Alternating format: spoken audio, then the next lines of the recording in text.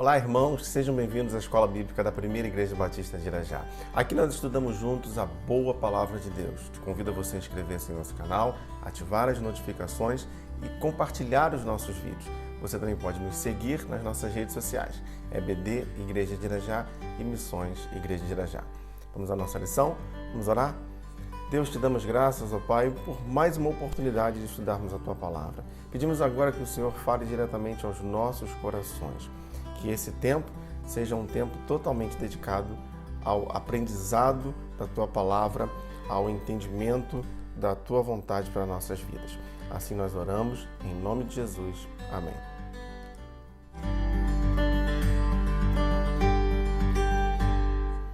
O título da lição de hoje: Parábolas e Milagres. A parábola do semeador. Marcos capítulo 4, verso 1. E outra vez começou a ensinar junto do mar, e ajuntou-se a ele grande multidão, de sorte que ele entrou e assentou-se num barco, sobre o mar, e toda a multidão estava em terra junto do mar. Bom, este é o cenário inicial daquele momento. Era tanta gente que vinha até Jesus para ouvir os seus ensinos, que foi necessário que Jesus entrasse em um barco e então se afastasse um pouco da margem para que todos pudessem ouvi-lo. Jesus usava parábolas como forma de ensino. Parábolas eram ensinamentos aplicados diretamente à realidade daqueles ouvintes em forma de histórias, de modo a facilitar o aprendizado de assuntos mais complexos. Leia os versos 11 e 12.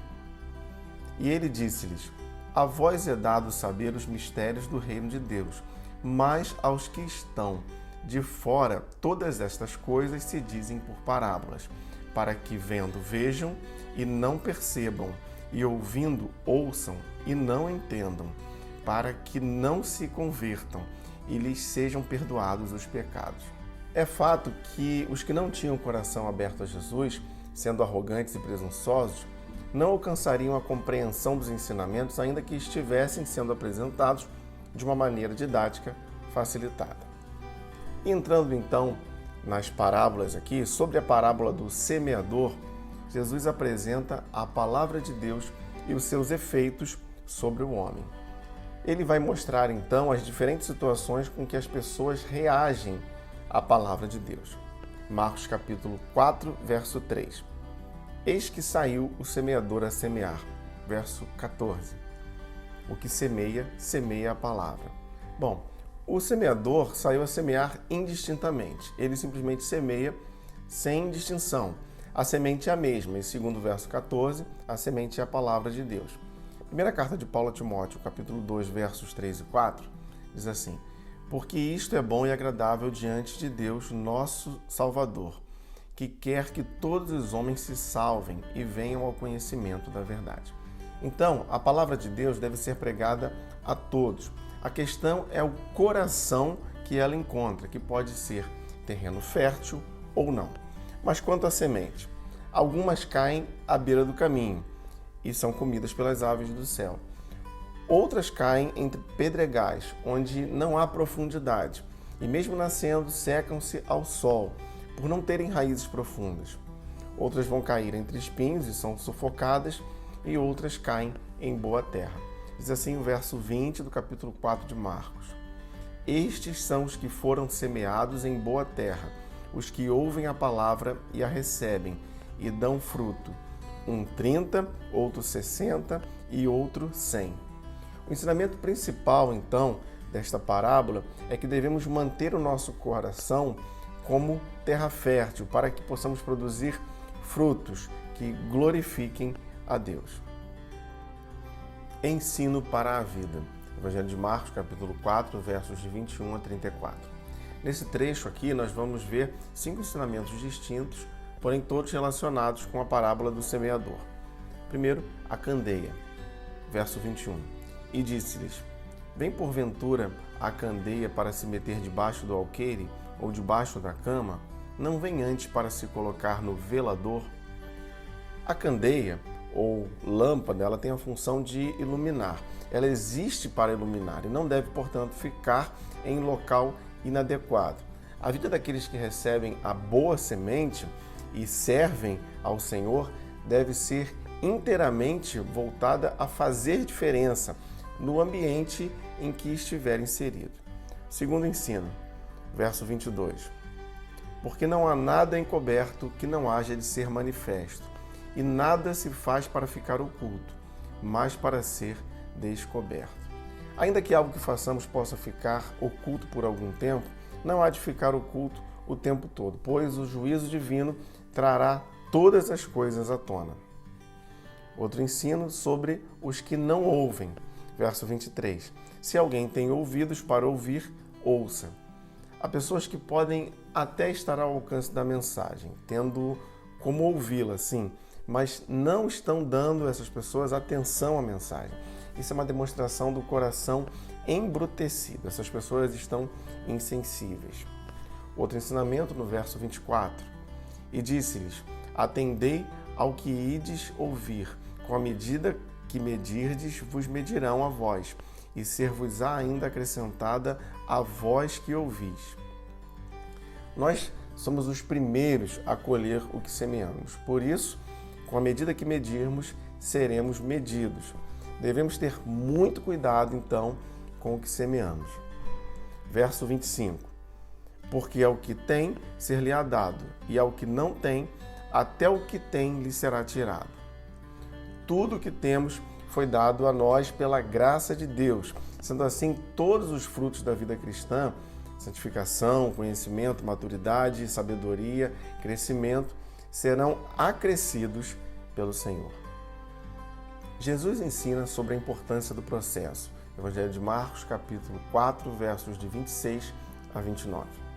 Vamos fazer essa leitura.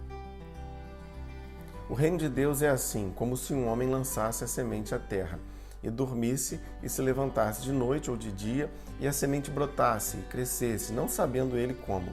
Porque a terra por si mesmo frutifica, primeiro a erva, depois a espiga, por último o grão cheio na espiga.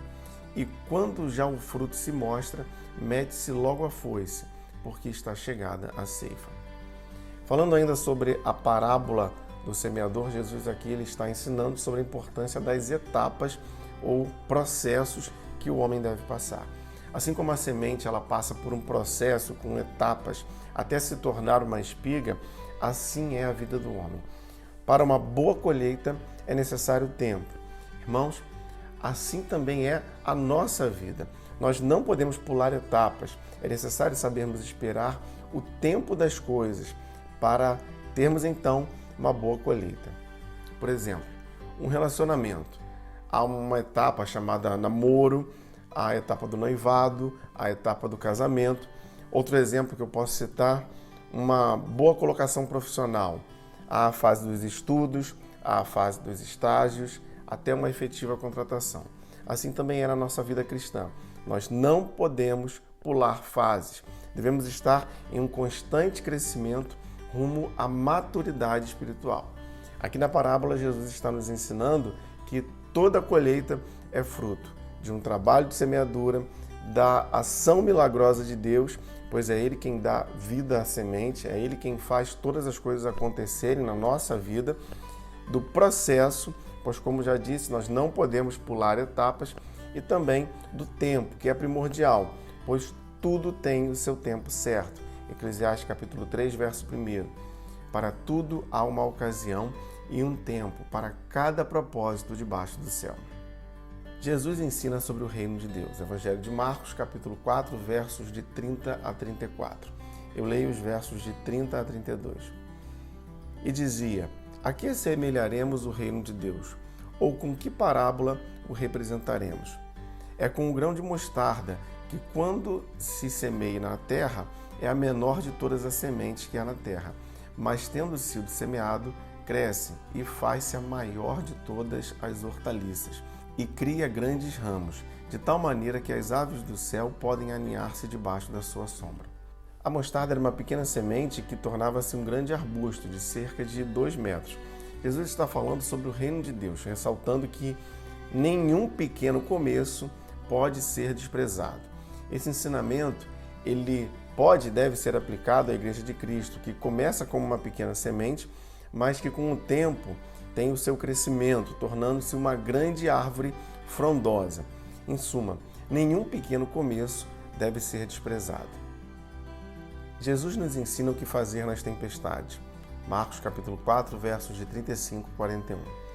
Bom, em vários momentos das nossas vidas, nós enfrentaremos tempestades. E nesse trecho, Jesus nos ensina algumas lições. Primeiro, os planos de Deus. Verso 35.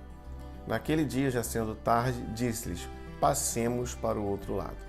Foi de Jesus o comando para passar para o outro lado. Muitas vezes as tempestades vão fazer parte do plano de Deus para nossas vidas. Mas se Jesus disse para ir, para passar para o outro lado, nada há de impedir os seus planos. Evangelho de João, capítulo 42, verso 2. Sei que podes fazer todas as coisas, nenhum dos seus planos pode ser frustrado. Bom, outra lição aqui, a presença. Verso 38. Ele estava na popa, dormindo sobre uma almofada, e despertaram-no, dizendo: Mestre, não se te dá que pereçamos? Jesus estava no barco. Isso é motivo de tranquilidade. Muitas vezes as tempestades, elas ofuscam a visão de modo que não enxergamos a presença de Jesus. Romanos capítulo 8, verso 31. Que diremos, pois, a estas coisas? Se Deus é por nós, quem será contra nós? Outra lição, a tranquilidade. Ainda no verso 38, nós vemos que Jesus dormia tranquilamente. Mesmo os marinheiros mais experientes estavam com medo da tempestade, mas Jesus ele tem a paz, que é a capacidade de ter tranquilidade em meio à tempestade. Evangelho de João, capítulo 14, verso 27. Deixo-vos a paz, a minha paz vos dou, não vou-la dou como o mundo a dá. Não se turbe o vosso coração, nem se atemorize. Mais uma lição, o poder. Marcos 4, verso 39. E ele, despertando, repreendeu o vento e disse ao mar: Cala-te e aquieta-te. E o vento se aquietou e houve grande bonança. Mesmo em meio às tempestades da vida, nós não podemos esquecer que Jesus tem todo o poder nos céus e na terra. Portanto, ele pode acalmar a tempestade que nos causa medo. Jesus ensina por meio de uma libertação. Evangelho de Marcos, capítulo 5, versos de 1 a 20. Eu recomendo que essa leitura seja feita na íntegra, pois eu farei apenas alguns comentários sobre o trecho. Ao chegar então do outro lado do Mar da Galileia, Jesus encontra um homem endemoniado que vivia uma vida deplorável. O texto diz que ele andava nu, que ele era violento e vivia em um cemitério. Aquele homem não tinha dignidade alguma. Jesus opera então um milagre, expulsando os demônios e restaurando a dignidade daquela vida. Marcos 5, verso 15. E foram ter com Jesus e viram um endemoniado que tivera a legião, assentado, vestido em perfeito juízo, e temeram. Porém, mesmo tendo feito um grande bem, Jesus é convidado a retirar-se daquela região, pois os espíritos imundos, eles entram em uma manada de porcos e se jogam de um abismo, de modo que morrem afogados, causando um desconforto naqueles criadores dos porcos, que priorizavam a questão econômica, muito mais do que a restauração daquela vida. O verso 13 diz o seguinte: E Jesus logo lhe o permitiu, e saindo aqueles espíritos imundos entraram nos porcos, e a manada se precipitou por um despenhadeiro no mar. Eram quase 2.000 e se afogaram no mar. Versos 16 a 17. E os que aquilo tinham visto contaram-lhe o que acontecera ao endemoniado e acerca dos porcos, e começaram a rogar-lhe que saíssem dos seus termos. Irmãos, o ensino de Jesus para nós é que nós sempre devemos priorizar as pessoas e suas necessidades. Uma bela lição de fé e superação. Evangelho de Marcos, capítulo 5, versos 21 a 43.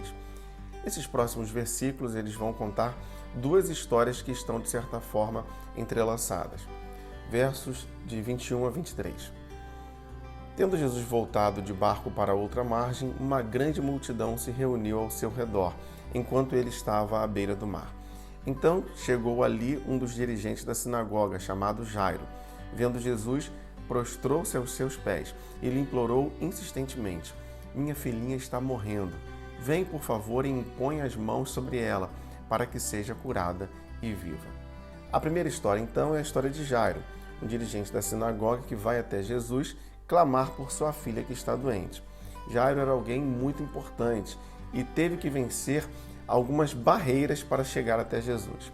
Ele teve que vencer a barreira de quem ele era, pois afinal de contas ele era de uma classe alta e teve que ir até Jesus, reconhecendo então a sua autoridade, o seu poder.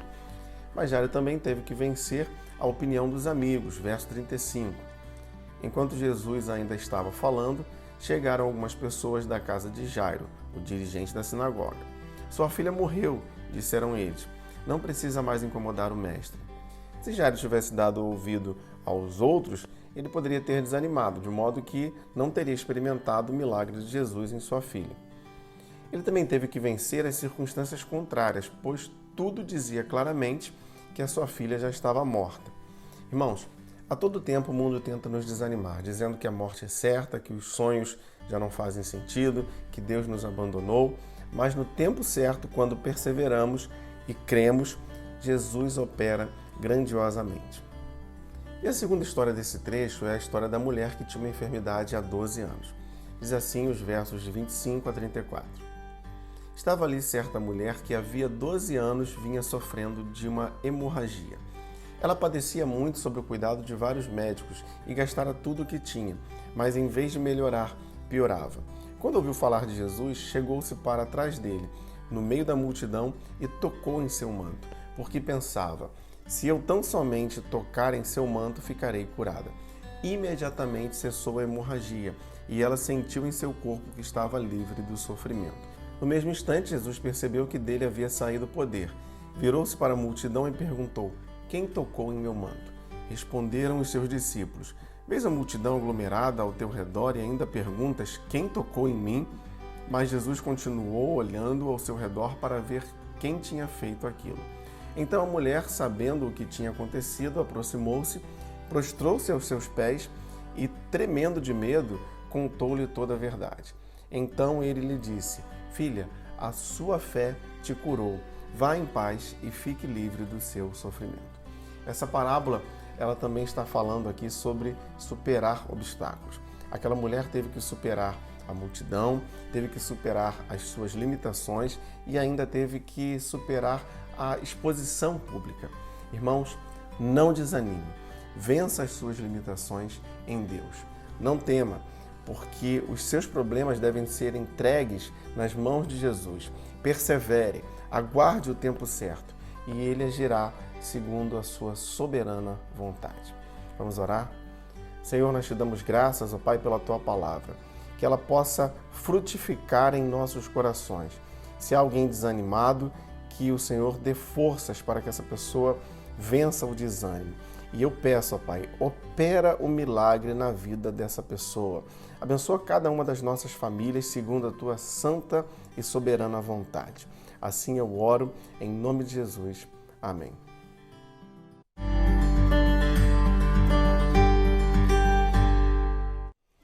E se você gostaria de enviar sua dúvida ou comentário sobre nossa lição, você pode fazer isso através do nosso e-mail ou das nossas redes sociais. Não se esqueça de inscrever-se em nosso canal, ativar as notificações e compartilhar os nossos vídeos.